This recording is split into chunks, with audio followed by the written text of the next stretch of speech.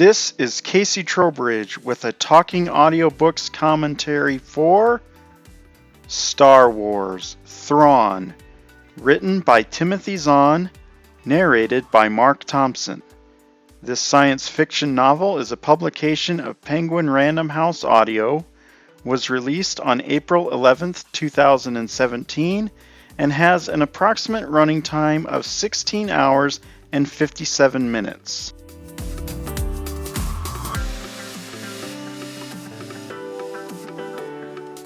Before we get into novel specifics, I want to give you a little bit of background on the character of Thrawn and his place within the Star Wars saga. Thrawn was originally introduced by Timothy Zahn in a novel called Heir to the Empire, which was released in 1991. Heir to the Empire was followed by Dark Force Rising and The Last Command, the three books comprising what is known as the Thrawn trilogy. And it was that book, Heir to the Empire, that helped sort of reinvigorate interest in the Star Wars franchise. If you can believe it, there was actually a time when Star Wars needed a boost in interest. It was flagging in popularity. It was a time where the movie Return of the Jedi had been out for a while. Work on the prequels was years away from beginning, and nobody really knew what to expect going forward, but they all wanted to see these stories continued. So Heir to the Empire comes out, and it hits the New York Times bestseller list and all these different things, and the main antagonist is this character named Grand Admiral Thrawn. And so Timothy Zahn and his novels, as I said, did a lot to re-energize the franchise. So fast forward a few years and numerous books and comics and games and whatever else you can imagine Star Wars related, and now you get to the Disney purchase of the Star Wars franchise from George Lucas. A few months after that, Disney came out with an announcement, and I remember this vividly. It came out on a Friday.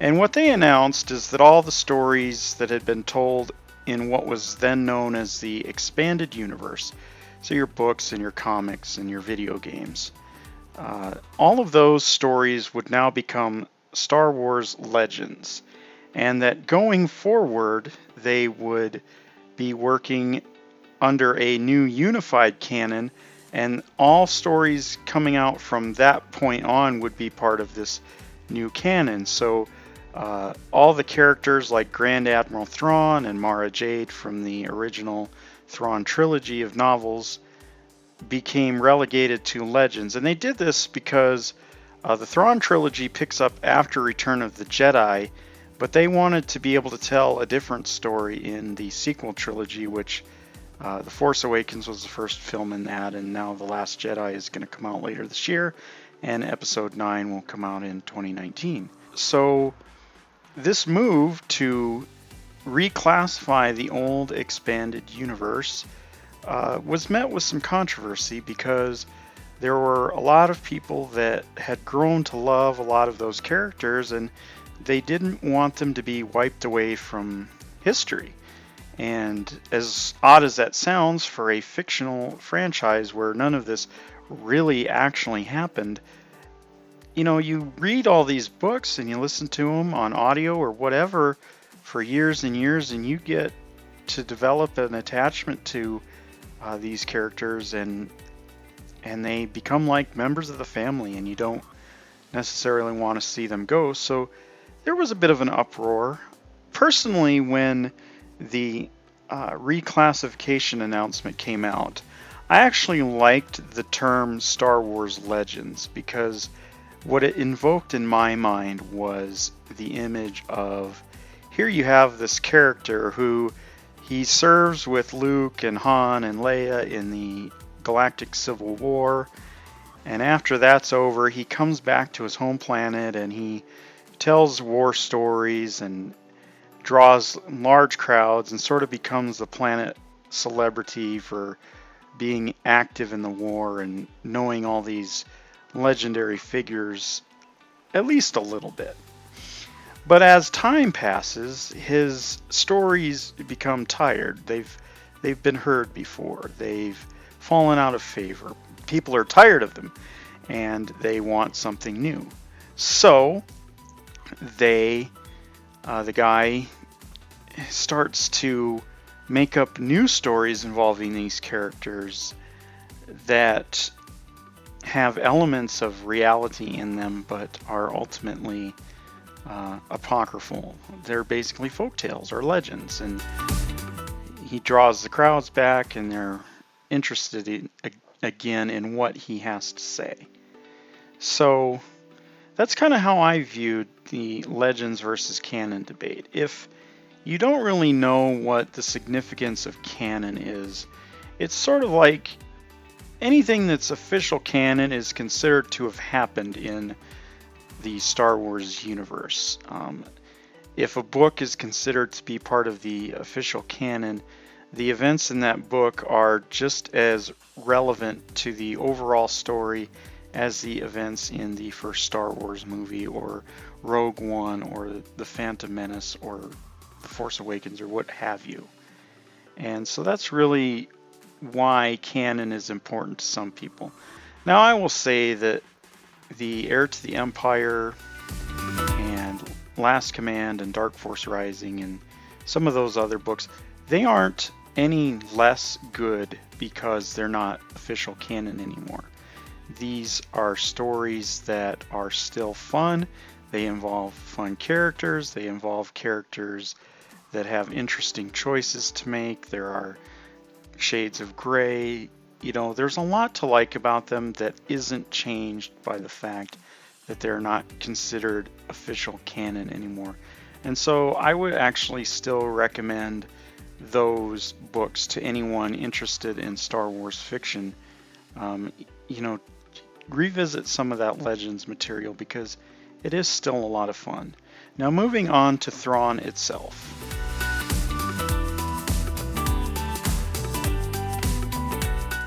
Thrawn is really a Star Wars biography in a way because it follows the career paths of three characters.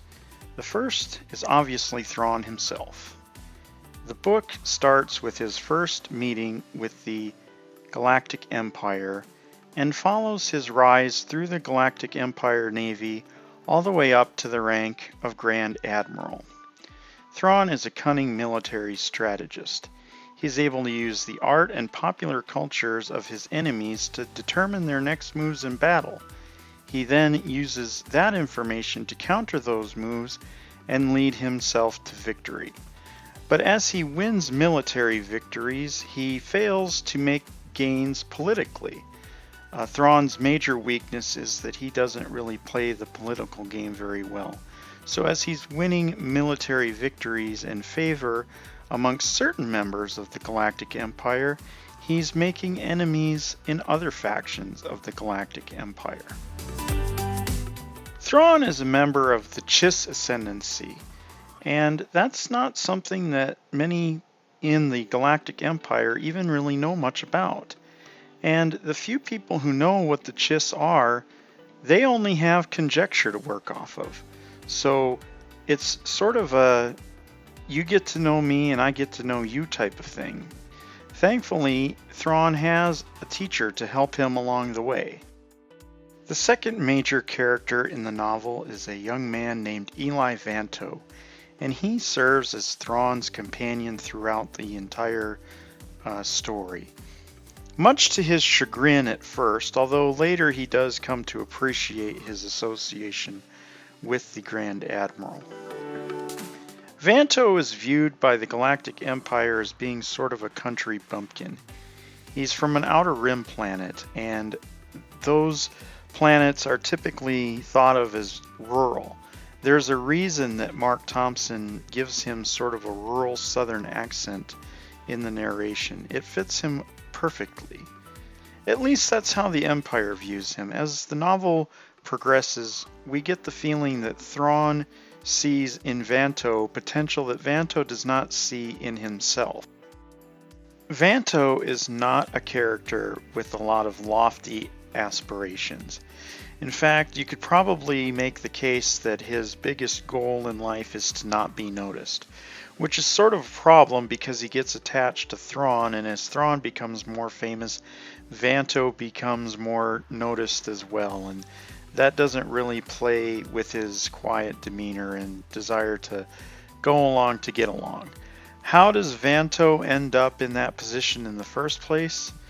It's the fact that he speaks a language known as Sabisti. And Sabisti is the language that Thrawn is most comfortable speaking at the beginning of the novel.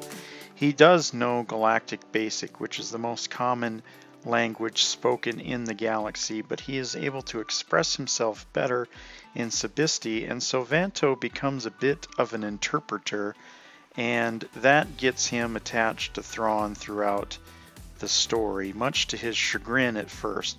But as I said, Thrawn sort of sees Vanto as being greater than Vanto sees himself. Thrawn sees potential in Vanto that Vanto does not see in himself.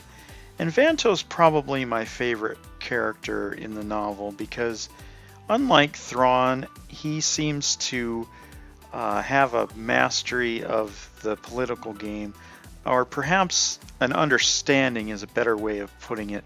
He does a lot of explaining throughout the novel. He tells Thrawn the political motivations behind some of the things that are happening to him, and he understands the politics side of military promotions and military campaigns a lot better than Thrawn, and a lot better than his associates within the Galactic Navy and the Galactic Empire give him credit for. It is clear from where Vanto ends up at book's end that he is a character that they have plans for going forward. As I said, he's one of my favorite characters in the novel, maybe my favorite overall, because he's got the strategy that Thrawn has militarily. At least he's able to learn it. Thrawn teaches him very well. He also has the political understanding that Thrawn lacks. So he's sort of a cross between Thrawn and the character that we're going to talk about next. For you, the listeners of the Talking Audiobooks podcast, Audible is offering a free audiobook download with a free 30-day trial to give you the opportunity to check out their service. To download your free audiobook today, go to audibletrial.com/talking audiobooks. Again, that's audibletrial.com/talking audiobooks for your free audiobook. And now back to your host, Casey Trowbridge.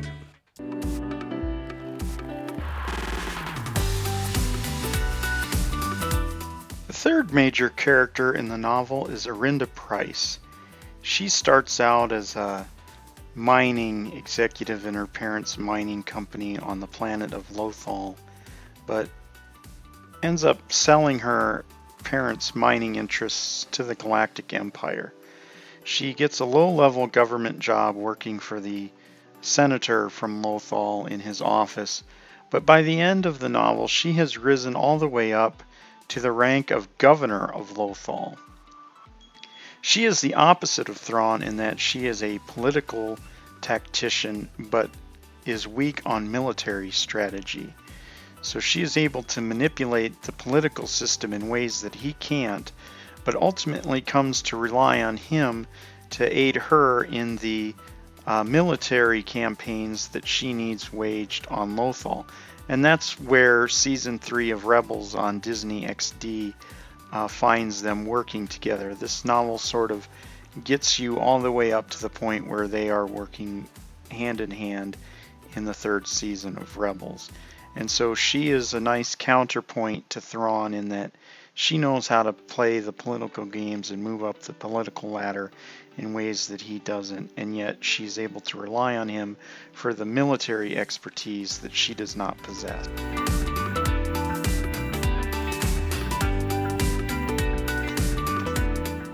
I see Arinda Price as being the most aggressive and most ambitious of the three main characters. In that sense, she's the most classically imperial character in the novel. She is out for power for herself, and if anybody else happens to benefit from it, well, that's really more of a happy accident than anything she planned on.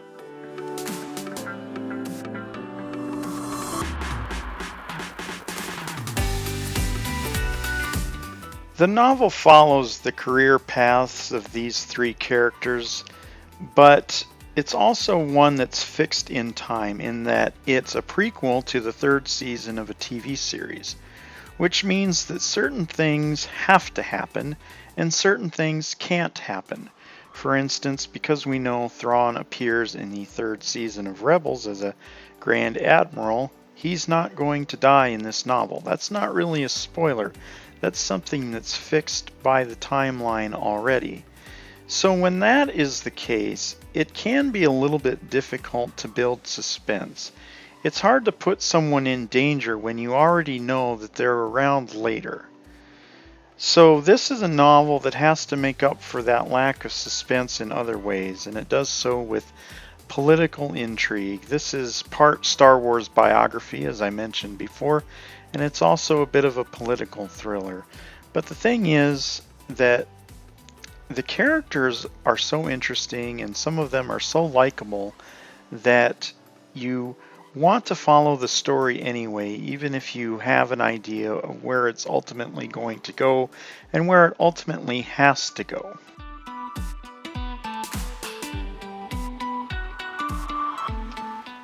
One thing I think this novel does really well is it gives you a good idea of what Thrawn's motivations really are.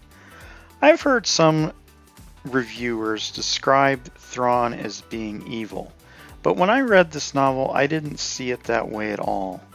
Thrawn at one point in the novel explains that he has explored the unknown regions of the galaxy, places that the Empire hasn't been.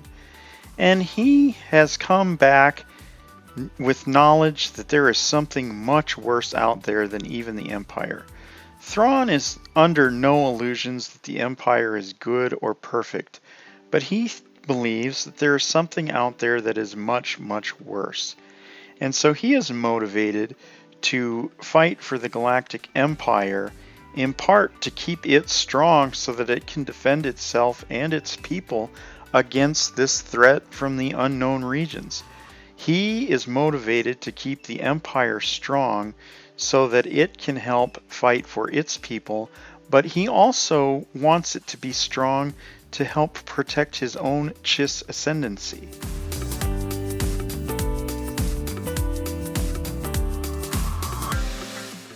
Another reason I don't find Thrawn to be a particularly evil character, despite the fact that he serves the evil Empire, is the fact that unlike most military commanders in the Galactic Empire, Thrawn actually goes out of his way to try and limit civilian casualties.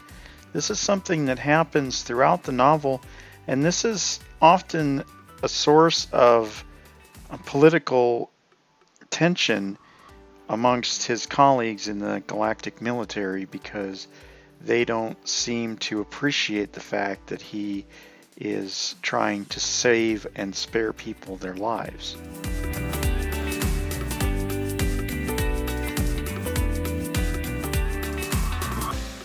One thing that helps keep the novel interesting is the fact that you can really see that they have planted seeds to tell other stories. From Thrawn's first encounter with a famous Star Wars character to where Vanto ends up in the story, you can really see that this is a point off of which they plan to branch out and tell more stories in the future. And I'm very much looking forward to listening to all of them.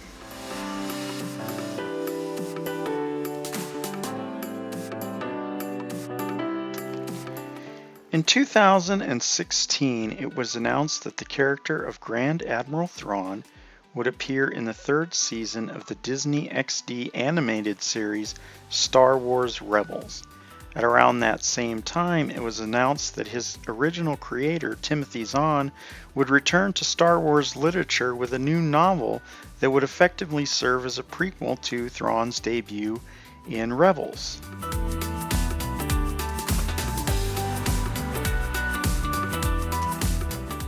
as the man originally responsible for the character of Thrawn, Zahn was really the best and most logical choice as the author of the book that would reintroduce him to canon.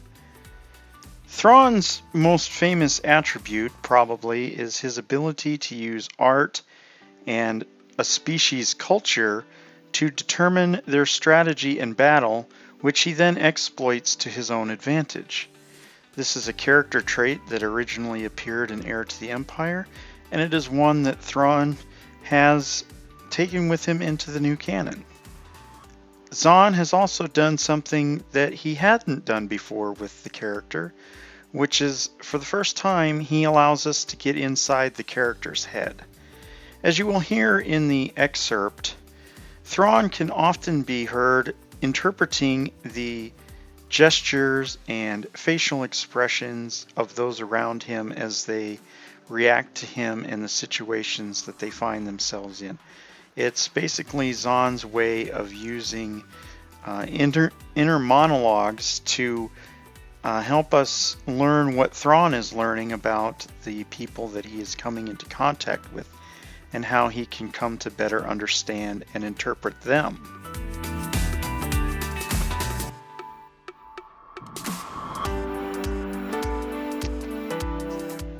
Not only is Mark Thompson a beloved Star Wars narrator, he's also my favorite.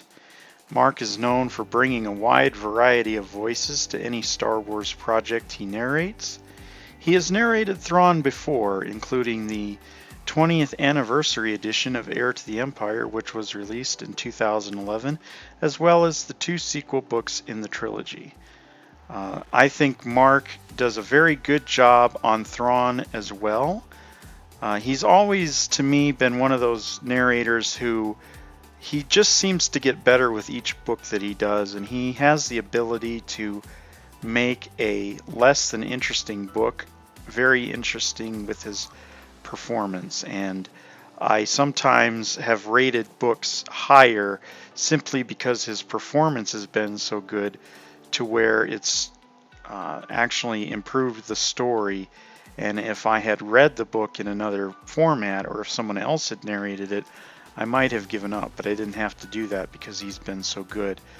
I always notice his acting as the narrator. It's one of those things where, for me, he has the ability to walk right up to the edge, to where if he took another step, he'd be overdoing it, but he never takes that step. So he always walks right up and gets as close as he can without going over and without it being a distraction.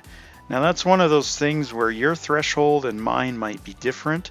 So as you listen to the upcoming excerpt, you'll have to make that determination for yourself as to the performance that he gives and the acting he does. He's not just acting as the characters, there's even acting in his role as the narrator. And that's something that I really appreciate, but again, your mileage may vary. Of course, this is a Star Wars title, which means that the audio track also contains music and sound effects, some of which will be very familiar to you from the movies and the television series and any other Star Wars project that you might have heard before on audio. So without further ado, here is an excerpt from Thrawn, narrated by Mark Thompson. 5 seconds later, she received her answer. Clone Wars-era hollows showing buzz droid attacks on Republic starfighters were impressive enough. But such combat had taken place in the vacuum of space, with only faint sounds recorded via metal conduction. The droid, now cutting and grinding its way through the cargo bay bulkhead toward them, was far louder than Thrawn had expected. "Move back," he called over the noise, as the edges of the blades, the points of the drill, and the brilliant blade of the plasma torch appeared through the bulkhead metal. Once the droid made it through, the only thing between it and the beck and call would be the cage itself. The timing would be critical to allow it to cut through the bars, but not continue toward the remote and the one who held it. The droid emerged through the bulkhead, throwing off a few final shards of metal. It continued its interrupted vector across the bay, closing into its sphere shape as it flew. It struck the cage and popped open again, its hook appendages gripping one bar as the circular saw and torch attacked two of the others. A meter-long section of one of the bars sliced through, clattered to the deck, and the blade moved on to the next bar. This is going to take too long, Vanto warned. Thrawn had already estimated the droid's progress. Vanto was correct. Agreed, Thrawn said. He took 2 steps to his right, moving the beck and call to the far side of the cage door. The droid shifted toward him. Thrawn repositioned the beck and call, bringing the droid directly onto the door. One final adjustment, and the droid's saw began eating into the lock mechanism. Thrawn looked at the entrance to the bay. Within a few more seconds, the pirates in this section of the ship would surely come to investigate. He looked back at the cage door, again gauging the droid's progress. The timing would be close. Look out! One of the prisoners shouted. 3 pirates appeared abruptly through the hatchway. Their pace falters, their eyes widening and their mouths dropping open as they see the buzz droid eating through the cage. A second later, they recovered from their surprise and reached for their blasters, their hands fumbling slightly with the last remnants of their shock. Their expressions changed from surprise to anger. Thrawn reached through the bars of the cage and flipped the beck and call over their heads to land on the engine room deck behind them. Instantly, the buzz droid closed down its cutting instruments, unhooked itself from the cage, and shot across the bay toward the pirates. The pirates' eyes again widened. Their blasters had been lining up on the prisoners. Now they turned the weapons instead toward the approaching droid and fired. Even with a Dunium inner shell, the buzz droid's inner mechanism was vulnerable to blaster fire. But the outer spherical shell was much stronger. All 3 of the pirates' shots struck, but none made it through. The pirates fired again, all 3 shots missing. 2 of the men hurled themselves to the deck, attempting to evade the droid's approach. The third was too slow, and was struck a glancing blow that sent him spinning. Beside Thrawn, Jakib stepped forward, grabbed the top bars of the cage, and slammed the soles of both feet against the door. The remaining undamaged part of the lock mechanism snapped with the impact. Jakib dropped back to the floor and ducked out of the cage. Barlin, Lanio, and the rest of the prisoners were right behind them. There was a brief melee of combat. When it ended, all 3 pirates had been reduced to unconsciousness.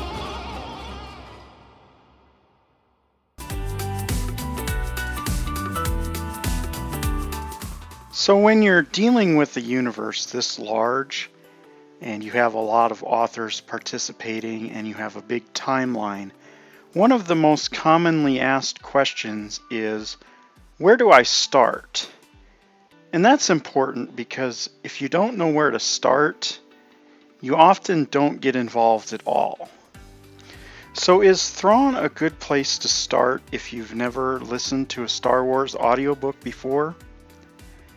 I would have to say that it is, because you don't have to be familiar with any of the other Star Wars literature necessarily.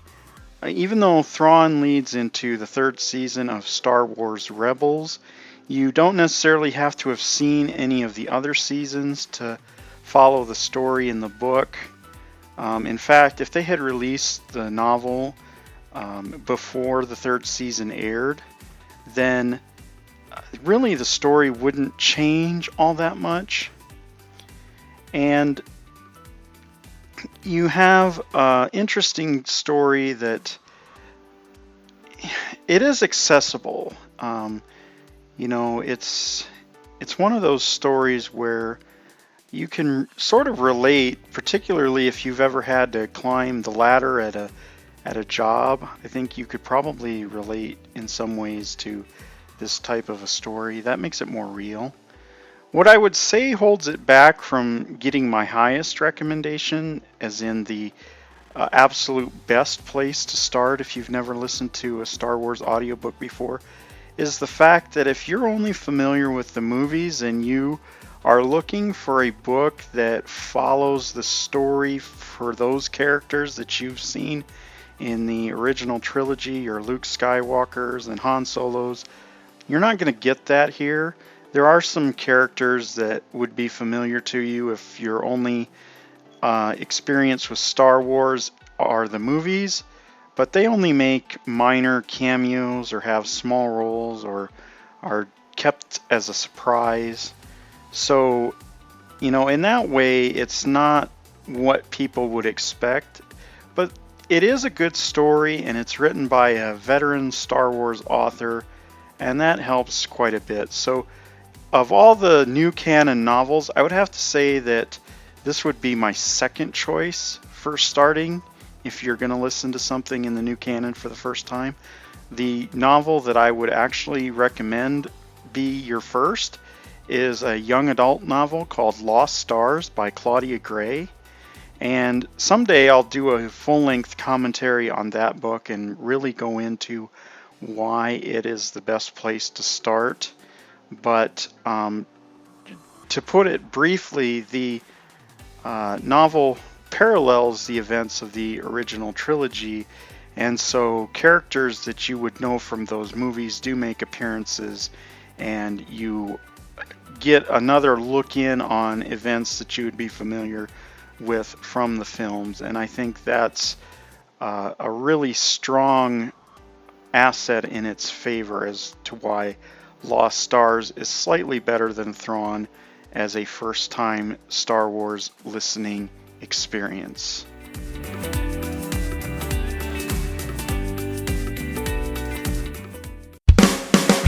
For you, the listeners of the Talking Audiobooks podcast, Audible is offering a free audiobook download with a free 30-day trial to give you the opportunity to check out their service. To download your free audiobook today, go to audibletrial.com/talkingaudiobooks. Again, that's audibletrial.com/talkingaudiobooks for your free audiobook. And now, back to your host, Casey Trowbridge.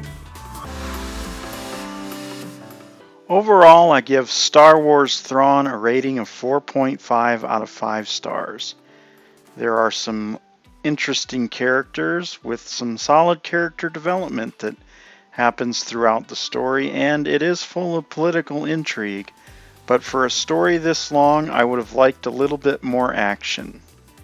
You can buy Star Wars Thrawn as a digital download or on 14 unabridged CDs wherever audiobooks are sold. Please direct all questions, comments, and other feedback, as well as sponsorship inquiries, to feedback@talkingaudiobooks.com. Thank you.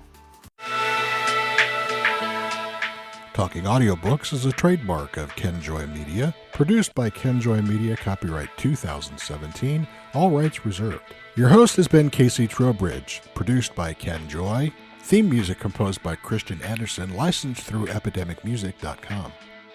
Visit our website at talkingaudiobooks.com, follow us on Twitter at Talking Audio, follow us on Facebook at Talking Audiobooks, and subscribe to the Talking Audiobooks YouTube channel. Here's a disclaimer. Various sponsors, like Audible.com, help make this podcast possible. However, they are not responsible for its content. They don't dictate what we talk about or what books we share with you, and therefore the opinions that you hear on here are unfortunately those of the host and our guests. We'd love to hear from you, so email us at feedback@talkingaudiobooks.com. Tell us what audiobooks you're listening to, what you've liked in the past, narrators that you like. Ask us questions, anything. It's for your feedback. Feedback@talkingaudiobooks.com. That's it. See you next time on Talking Audiobooks.